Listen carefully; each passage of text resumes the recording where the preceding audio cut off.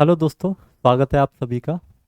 और आज की क्लास में हम एवरेज पढ़ेंगे और एवरेज में एक ही क्लास में हम इस सारे चैप्टर के जितने भी कॉन्सेप्ट हैं, जितने भी बेसिक हैं और जितने टाइप के क्वेश्चन बनते हैं एग्जाम में, उन सबको यहाँ पर कवर करेंगे। तो सबसे ज़रूरी आपके लिए जो बात है वो ये है कि इस क्लास को में अगर आप शुरू से लेकर एंड तक और प्रेजेंट रहते हैं, आप प्रॉपर तरीके से इस क्लास को लेते हैं और अपने नोट्स बनाते हुए चलते हैं, तो मैं इस बात के लिए आपसे 100% गारंटी ले सकता हूँ कि किसी भी एग्ज़ाम में, चाहे आप एसएससी, सीडीएस, पुलिस, रेलवे या कोई भी एग्ज़ाम आप दे रहे हैं, स्टेट का कोई भी एग्ज़ाम, उसमें यहाँ से क्वेश्चन ज़रूर पूछा जाएगा और पूछा जाता है। मैंने यहाँ पर जो कोशिश की है वो ये की है कि आपको जितने भी क्वेश्चंस अब तक आ चुके हैं या जो भी जितने कॉन्सेप्ट बनते हैं, उन सब को यहाँ पर क्लियर करा सकूं। और मैंने क्लासेस दो तरीके से रखी हैं यहाँ पर। पहले मैं आपको बेसिक क्लियर कराऊंगा और उसके बाद विद इन सेकेंड में क्वेश्चंस को ख़त्म कैसे कर सकते हैं, ये सारी चीज़ें भी समझाई हैं। अच्छा, इसके अलावा एक बात और हम ध्यान देंगे यहाँ पर कि जब तक आपके बेसिक क्लियर नहीं होंगे ना, जब तक आपके बेसिक क्लियर नहीं होंगे तब तक आपका कॉन्सेप्ट क्लियर नहीं हो सकता, क्योंकि कॉन्सेप्ट क्लियर करने के लिए आपका बेसिक का जो नॉलेज है वो आपको बहुत अच्छी होनी चाहिए, है ना। तो कॉन्सेप्ट और बेसिक में अंतर क्या होता है, मैं थोड़ा सा इसके बारे में बताता हूँ कि अगर किसी क्वेश्चन को करने में आप 60 सेकंड ले रहे हैं बेसिक से, तो अगर बेसिक क्लियर हो गया तो आपका कॉन्सेप्ट क्लियर होगा और विद इन 10 से 20 सेकंड के अंदर उस क्वेश्चन को आप खत्म कर सकते हैं। बल्कि मैं आपसे कहूँ कि 10 सेकंड के अंदर भी खत्म कर सकते हैं, तो भी मैं गलत नहीं कह रहा हूँ, है ना। तो आप इस बात का विशेष ध्यान रखेंगे, अगर आप क्लास इसको देख रहे हैं तो कोशिश ये करें कि क्लास प्रॉपर लें, पूरी लें, कंप्लीट लें और आराम से पूरी क्लास को देखें। अगर आप बीच में से कहीं से काट के और फिर थोड़ा आगे बढ़ा के जल्दबाजी में कोई भी चीज़ कर रहे हैं, तो बीच में आपके ऐसे कॉन्सेप्ट रह जाएंगे जिन्हें सीखना आपके लिए बहुत ज़रूरी था। ठीक है, तो सबसे पहले हम स्टार्ट करते हैं और बेसिक से स्टार्ट करते हैं।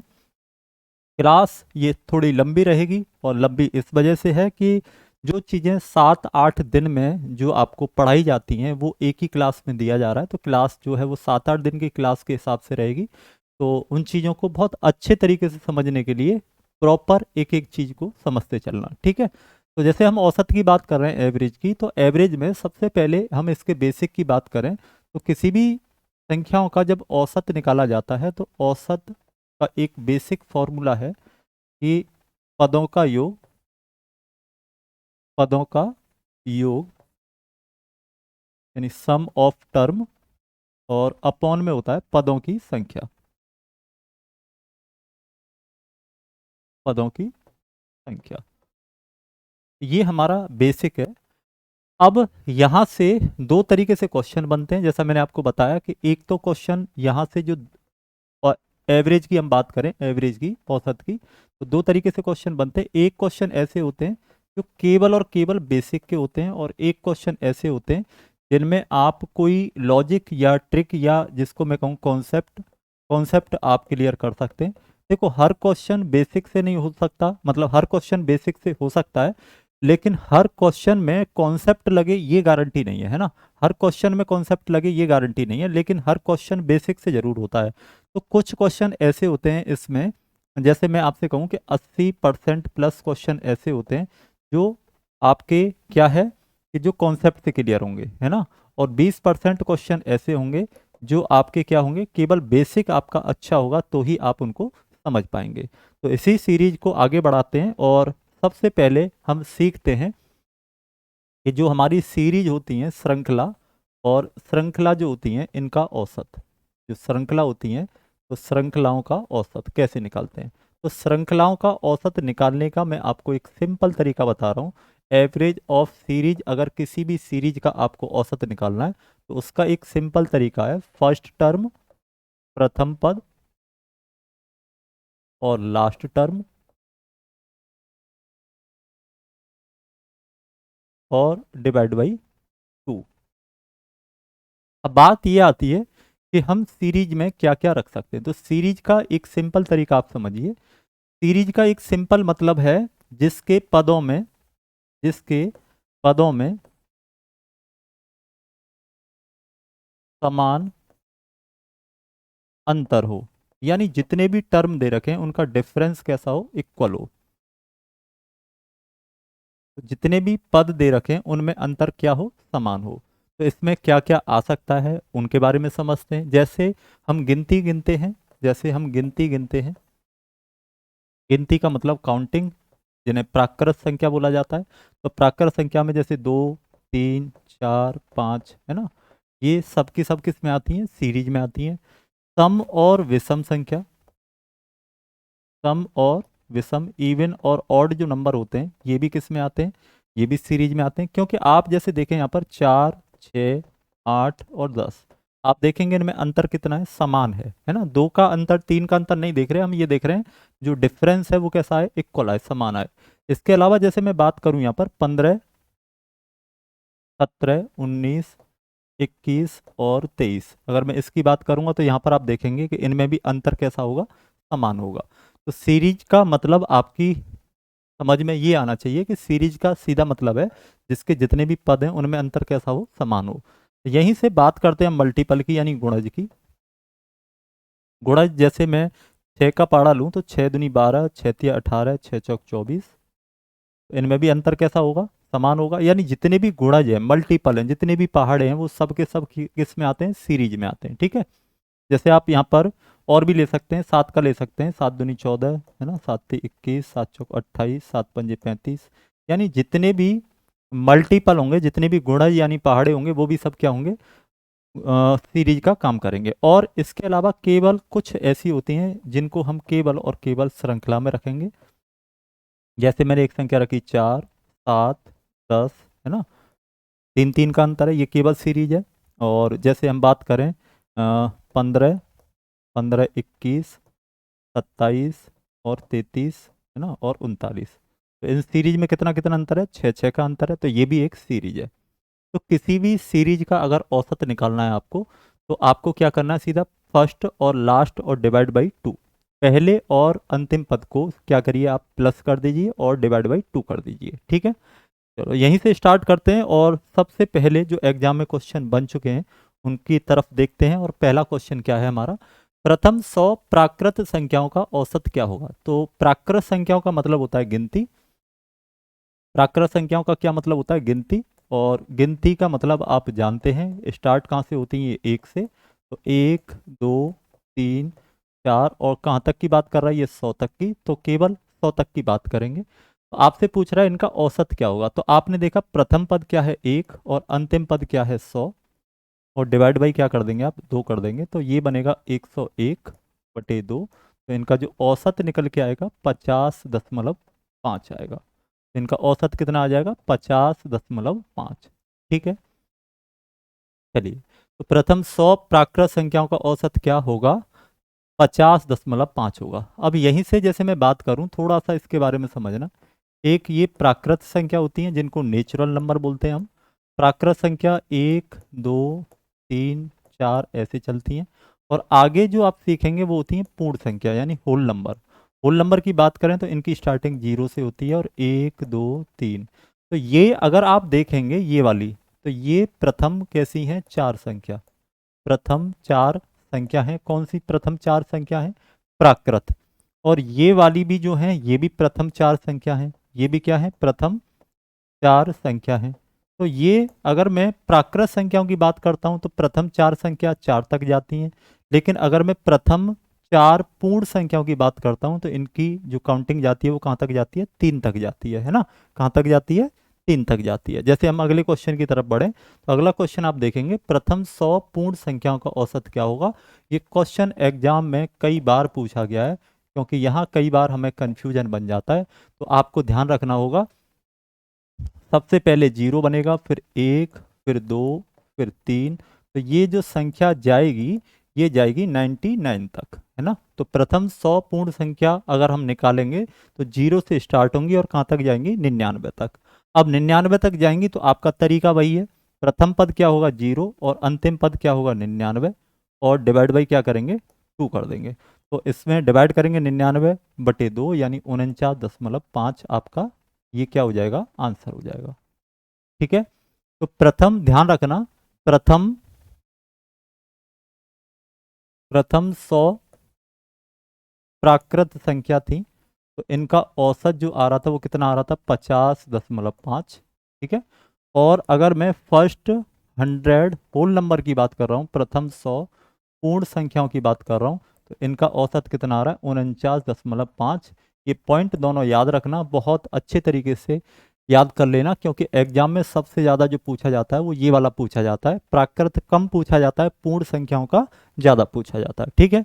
चलिए अगले क्वेश्चन की तरफ बढ़ते हैं। अगला क्वेश्चन देखते हैं, प्रथम 50 सम संख्याओं का औसत क्या होगा।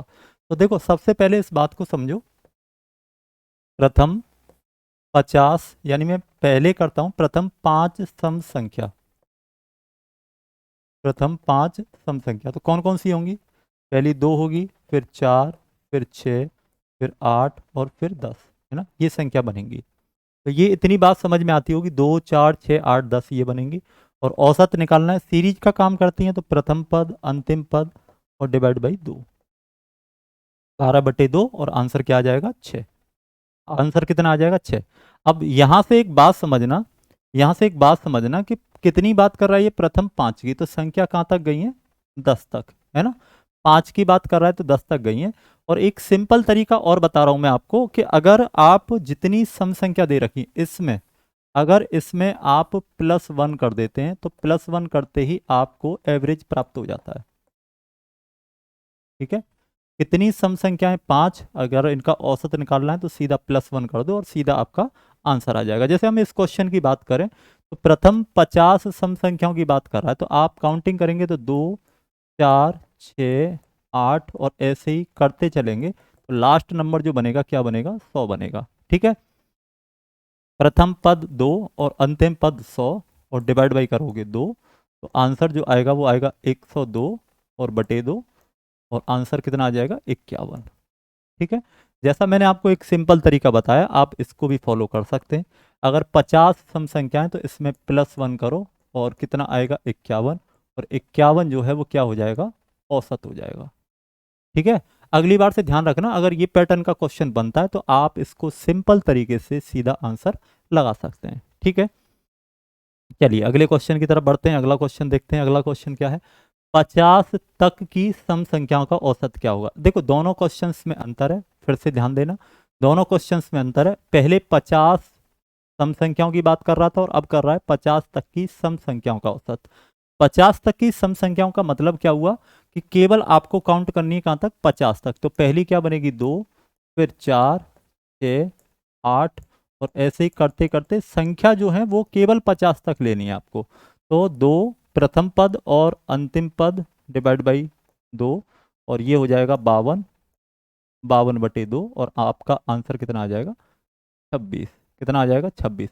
अच्छा 50 तक की सम संख्याओं की बात कर रहा है, तो आप यहाँ से संख्या भी निकाल सकते हैं। कितनी संख्या होंगी, 25 संख्या क्या होंगी, 25 संख्या होंगी। और अगर आपको औसत निकालना है, अगर आपको औसत निकालना है तो आप क्या करेंगे, +1 कर दो, 26 क्या हो जाएगा, 26 क्या हो जाएगा, औसत हो जाएगा। ठीक है। ये काम भी आप कर सकते हैं। चलिए अगले क्वेश्चन की तरफ बढ़ते हैं। अगला क्वेश्चन देखते हैं। अगला क्वेश्चन क्या है, प्रथम 40 विषम संख्याओं का औसत क्या होगा। देखो जैसे यहां से समझना, पहले प्रथम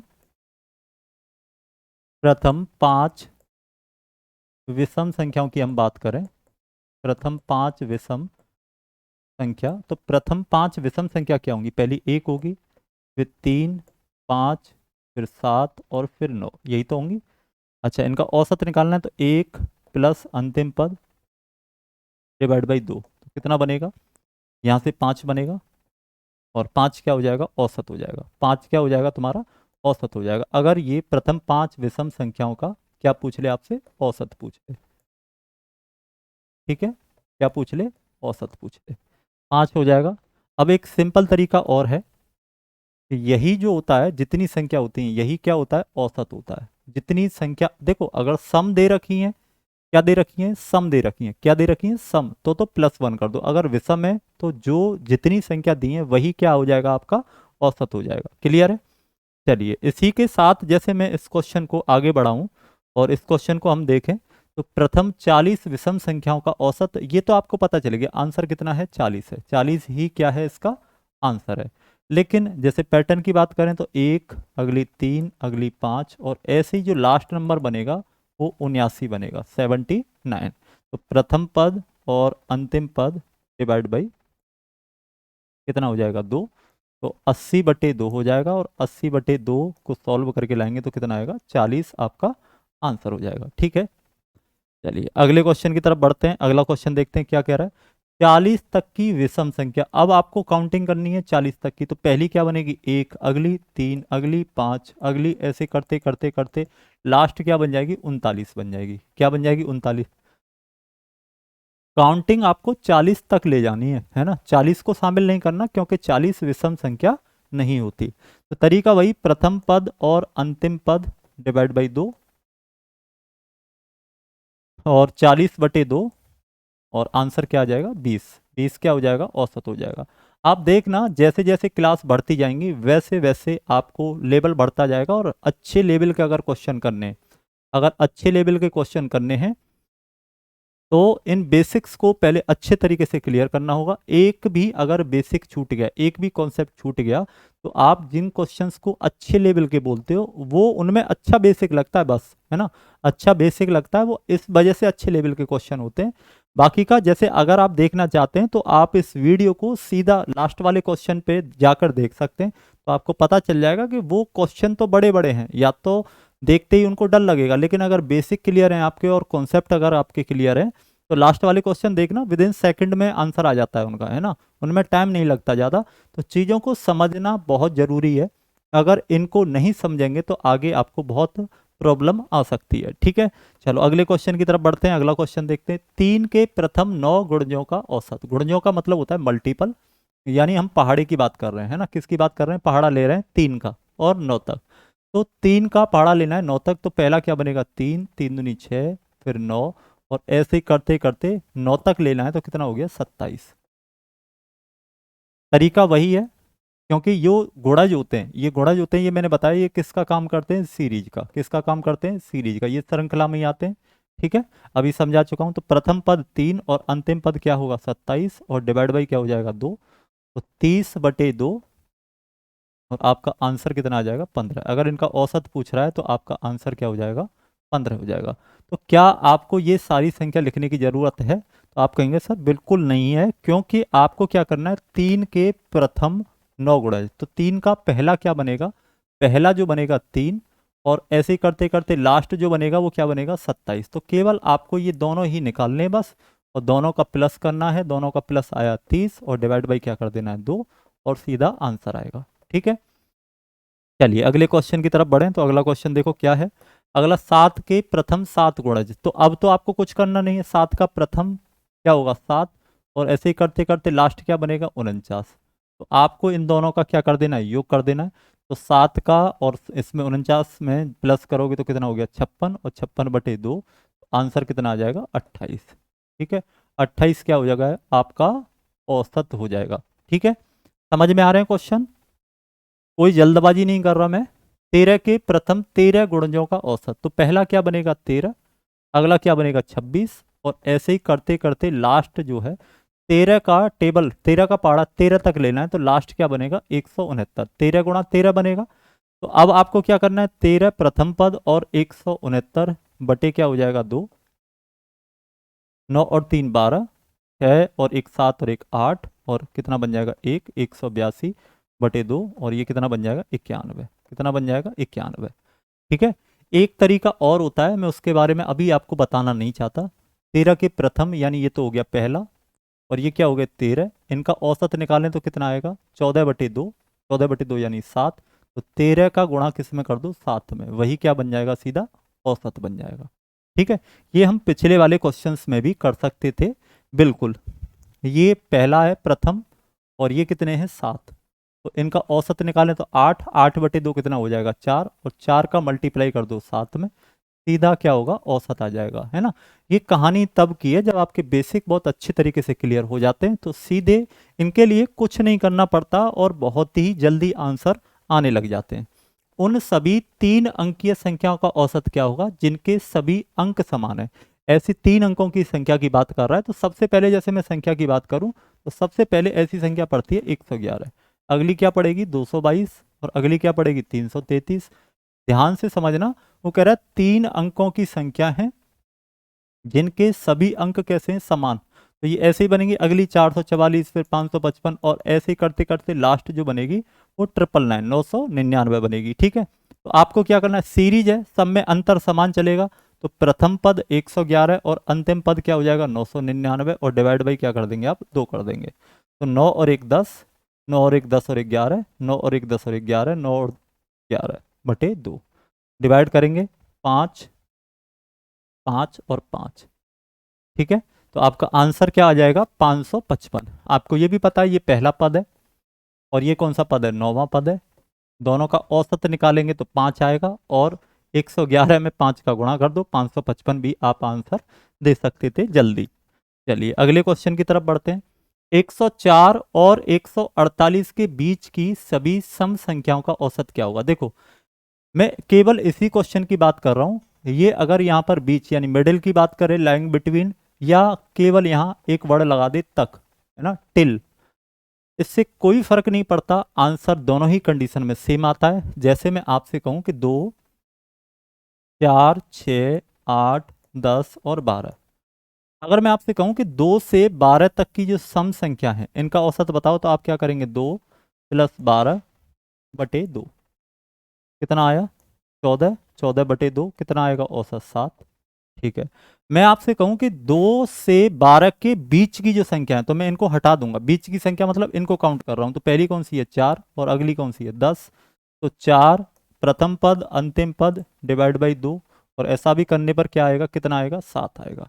तो इससे कोई फर्क नहीं पड़ता कि यहाँ सम और विषम संख्याओं में ये बीच जो शब्द है बिटवीन वाला वो लगा रहा है या नहीं लगा रहा है, या टिल यानी तक दिया है, तो इसमें आपको कोई कंफ्यूजन नहीं बनाना। आपको सीधा क्या करना है, अगर ये बीच बोल रहा है तो आप कर सकते हो 104, अगली बनेगी 106 और अगली बनेगी 108, ऐसे ही करते करते करते करते 146 फिर 148, है ना, ऐसी संख्या बनेगी। बीच की बात कर रहा है 106 ले ली हमने और प्लस 148 की जगह क्या ले ली 146 और डिवाइड बाई क्या हो गया 2।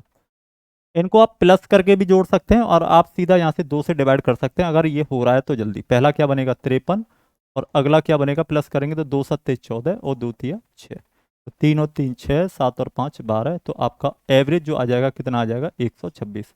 आप प्लस करके 2 का डिवाइड कर दें या पहले 2 का डिवाइड करके प्लस कर लें, कोई फर्क नहीं पड़ता। इसके अलावा जैसे मैं बात करूं इसी क्वेश्चन की, तो आप इसको 104 + 148 बटे 2 करके भी आंसर दे सकते हैं। 2 से 52 बनेगा प्लस 2 7 14 और 2 चौक 8, 4 और 2 6, 7 और 5 12, वही आएगा 126। तो इससे कोई फर्क नहीं पड़ता सम संख्या हो या विषम संख्या हो, आप सीधा इनका आंसर लगा सकते हैं। ठीक है, चलिए अगला क्वेश्चन देखते हैं। 113 से 159 तक की सभी विषम संख्याओं का औसत। अब यहाँ तक वर्ड लगाया, लेकिन मैंने आपको बता चुका हूँ कि अगर ऐसा शब्द आए या नहीं आए उससे आपको कुछ नहीं करना, आपको सीधा क्या कर देना है, प्रथम पद अंतिम पद डिवाइड बाई 2। 9 और 3 12, 5 और 1 6 और 1 7 और 1 और 1 2 बटे 2 डिवाइड करोगे तो 1 3 6, तो औसत क्या हो जाएगा 136 हो जाएगा। चलिए अगले क्वेश्चन की तरफ बढ़ते हैं। 8 और 74 के बीच सभी संख्याओं का औसत क्या है जो 7 से विभाज्य है। देखो 7 से विभाज्य है, ये तरीका क्या है, या तो ये छोटी संख्या है यहाँ आसानी से आप निकाल सकते हैं। 8 से अगली जो संख्या पड़ेगी, 8 से अगली जो संख्या पड़ेगी वो क्या पड़ेगी 7, 7 दूनी 14, 14 पड़ेगी, फिर 7 ती 21, फिर 7 चौक 28, और ऐसे ही करते करते 74 से जो पहले पड़ेगी वो क्या पड़ेगी 70, और 70 के बाद फिर पड़ेगा आपका 74, है ना। तो पूछ रहा है उन सभी संख्याओं का औसत जो किससे डिवाइड है 7 से। तो 7 से हमारे पास ये संख्या मिलेंगी जो डिवाइड हो रही हैं, प्रथम पद क्योंकि ये सीरीज का काम कर रही हैं, प्लस अंतिम पद और डिवाइड बाई 2, कितना बन गया 84, और 84 बटे 2 कितना आया 42। तो आपका आंसर क्या आ जाएगा 42, 42 आ जाएगा। ठीक है, निकालते कैसे हैं वो भी हम सीखेंगे आगे जाकर। प्रथम 6 विषम संख्याओं का औसत ज्ञात कीजिए जिसमें प्रत्येक संख्या 7 से विभाजित है। देखो, प्रथम 6 विषम संख्याओं का औसत ज्ञात करना है। क्वेश्चन को ध्यान से समझना। ऐसी 6 कौन सी संख्या है, विषम संख्या, जो 7 से क्या हो रही है, डिवाइड हो रही है। तो सबसे पहले आप मुझे बताओ, सबसे पहली कौन सी संख्या पड़ेगी आप। तो आप क्या करेंगे, 7 का जो टेबल है वो लेना शुरू कर देंगे। तो आपने जब इसका टेबल लेना शुरू किया तो 7, 7 दूनी 14, 7 ती 21, 7 चौक 28, 35, 42, 49, और इससे आगे 56, और 56 से आगे अगर आप ले जाएंगे, 7 का पाड़ा ही लेना है, 63, फिर 70, 77, ऐसे ले जानी है। लेकिन कितनी संख्याओं की बात कर रहा है, 6 विषम संख्या। तो 6 विषम में आप इसे हटा देंगे, इसे हटा देंगे, इसे हटा देंगे, इसे हटा देंगे और इसे हटा देंगे। आपको ये देखना है संख्या आपको कितनी ढूंढनी है, 6। तो आपको 6 ढूंढनी है। तो 1, 2, 3, 4, 5 और 6, आपको 6 संख्या मिल गई। तो प्रथम पद क्या है, 7, और अंतिम पद क्या है, 77, और डिवाइड बाई क्या कर देना है, आपको 2 कर देना है। 77 और 7 करेंगे तो 84, और 84 बटे क्या हो जाएगा, 2, और 84 बटे 2 का मतलब कितना हो गया, 2 से 42। तो आपका जो एवरेज है, औसत है, वो कितना आ जाएगा, 42 आ जाएगा। ठीक है, क्लियर है। चलो अगले क्वेश्चन की तरफ बढ़े। अगला क्वेश्चन देखते हैं। प्रथम 10 अभाज्य संख्याओं का औसत क्या होगा। ये सीरीज का क्वेश्चन नहीं है ना, ये सीरीज का क्वेश्चन नहीं है। इसको कैसे समझते हैं, आज मैं आपको अच्छे तरीके से समझा देता हूं, जिससे भी एग्जाम में इस पार्ट से अगर कभी क्वेश्चन बनेगा तो आपको ये कभी भी सॉल्व नहीं करना पड़ेगा, आप सीधा आंसर लगाएंगे इसका। ठीक है, तो देखना अच्छे तरीके से, पहले चीज़ों को समझने की कोशिश करना, मैं आपको क्या समझाना चाह रहा हूँ। तो सबसे पहले, जैसे मैं अभाज्य संख्याओं की बात करूं, तो सबसे पहले 2 पड़ती है, 2 के बाद 3, फिर 5, फिर 7, फिर 11, 13, 13 के बाद 17, 17 के बाद 19, 19 के बाद 23, और 23 के बाद 29। ध्यान से समझना। 1, 2, 3, 4, 5, 6, 7, 8, 9, 10, ये जो है, ये 10वीं संख्या होती है। कौन सी संख्या होती है, 10वीं अभाज्य संख्या होती है। इस बात को आपको याद रखना है। अगर मैं आपसे कहूं, अगर 10वीं अभाज्य संख्या क्या है आपकी, 29। ठीक है, तो आप बता सकते हैं 9वीं कौन सी होगी, 9वीं अभाज्य संख्या। आप इसको याद करेंगे अब अच्छे तरीके से। 9वीं अभाज्य संख्या 29 से पहले क्या पड़ती है, 23। अगर मैं आपसे कह दूं कि बताओ भाई 11वीं अभाज्य संख्या कौन सी है,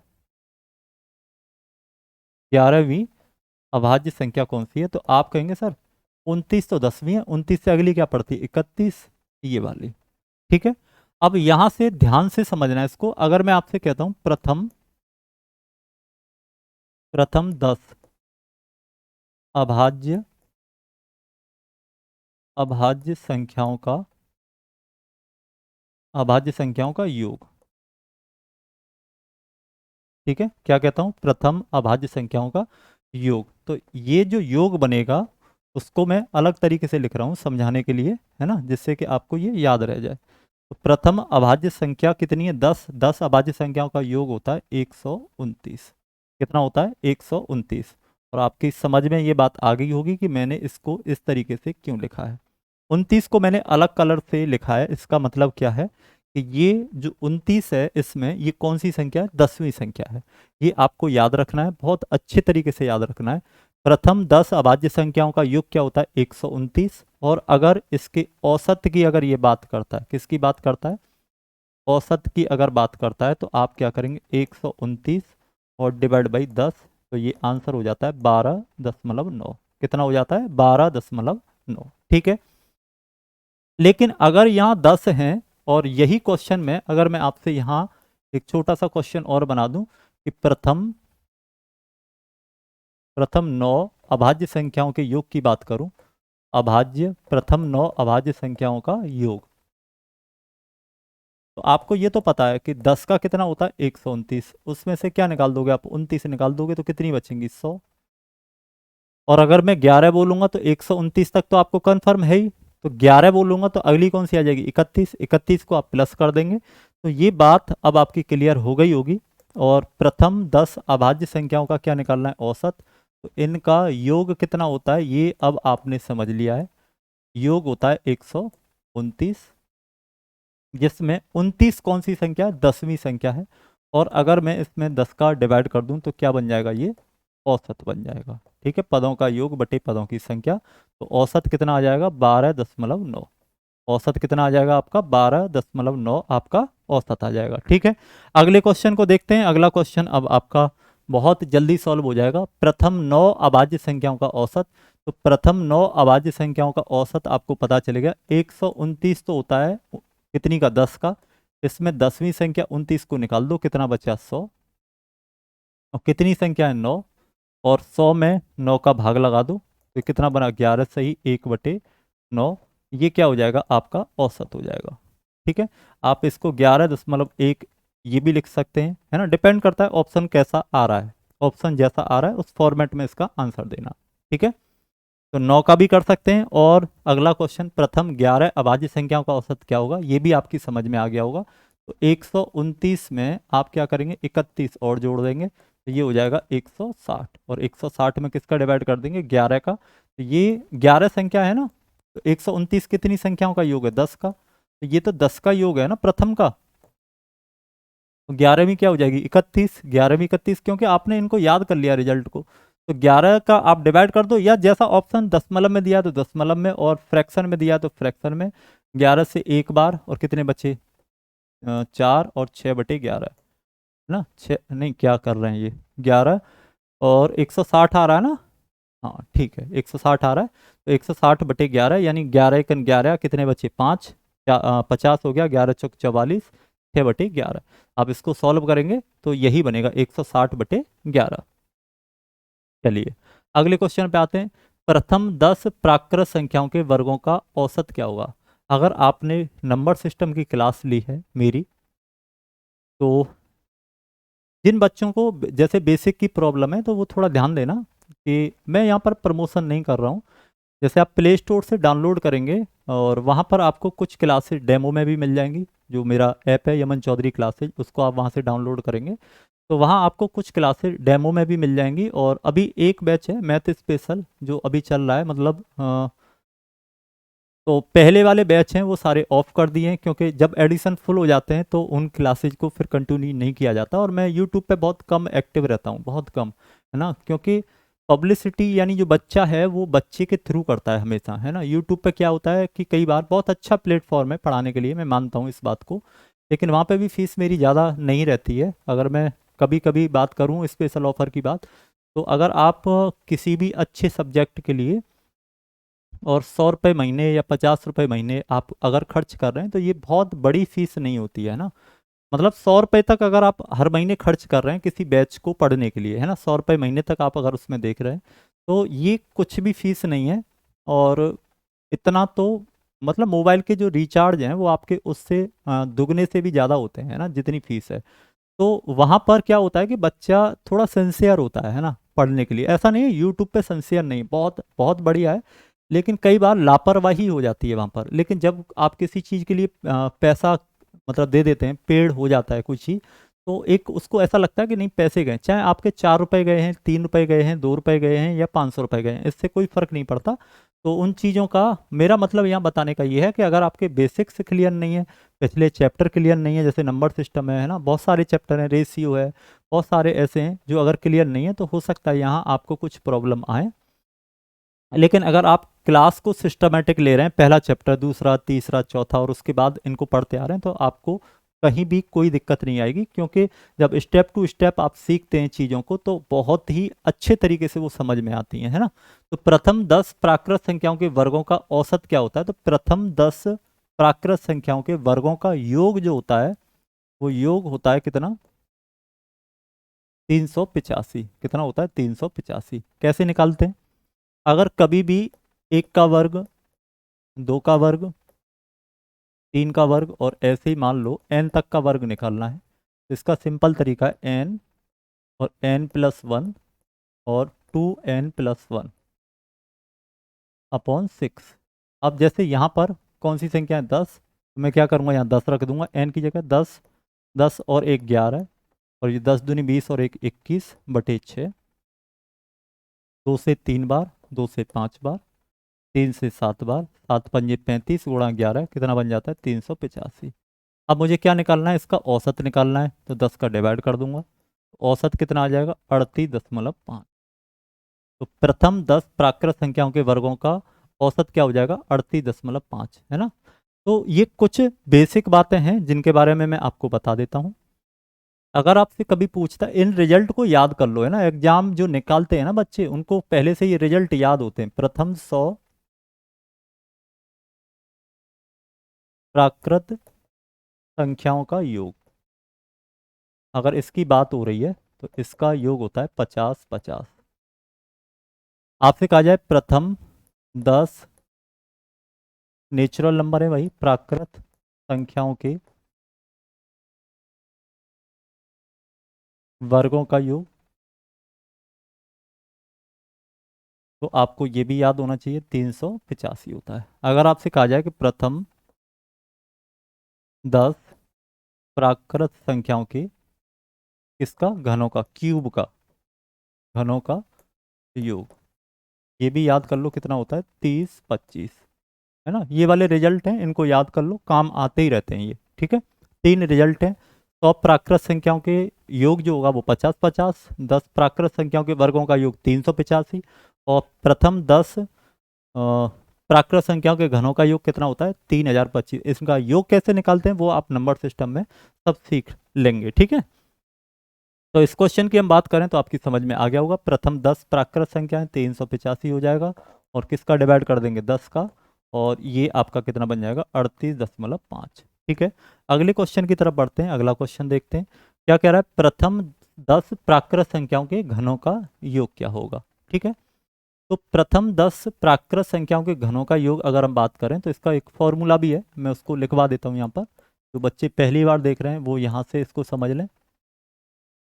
और ऐसे ही n का क्यूब है, तो इसका फॉर्मूला होता है n+1/2, और इसका कर देते हैं होल स्क्वायर। जैसे यहाँ जो n है, n बराबर कितना है 10, लास्ट नंबर क्या है हमारा 10, तो यहाँ अगर करेंगे तो 10 × 11 और बटे क्या हो जाएगा 2, और इसका करना है स्क्वायर, तो 2 से 5, 5 × 11 55, और 55 का वर्ग करेंगे तो आप कितना आएगा 3025, ठीक है। तो मैं अगर इनके घनों के योग की बात करूं, क्या किसकी बात करूं, योग की, तो योग जो बनेगा वो कितना बनेगा 3025, और कितनी संख्या है 10, औसत निकालना है तो 10 का भाग कर देंगे, तो आंसर जो आएगा 302.5, ये क्या बन जाएगा औसत बन जाएगा, ठीक है। चलिए, है ना। तो भाई अब अगले क्वेश्चन की तरफ बढ़ते हैं और अगला क्वेश्चन देखते हैं। अगला क्वेश्चन, अब यहाँ से जो आपकी क्लासेज हैं वो ऐसे ही चलती चलेंगी, है ना। मैंने क्लासेज को मिक्सअप किया है, यहाँ से थोड़ा ध्यान देना इस चीज़ का। तो जैसे आज ये क्लास है हमारी पहली, अगली फिर दूसरी होगी, तीसरी होगी, चौथी होगी, पांचवी होगी, ऐसे ही क्लास जितनी एवरेज की हो सकती हैं। तो लगभग 10 से 12 के बीच में क्लास होती हैं टोटल, तो उन सब को अब आप आगे ऐसे ही देखते चलेंगे। तो चलिए स्टार्ट करते हैं अगली क्लास के लिए।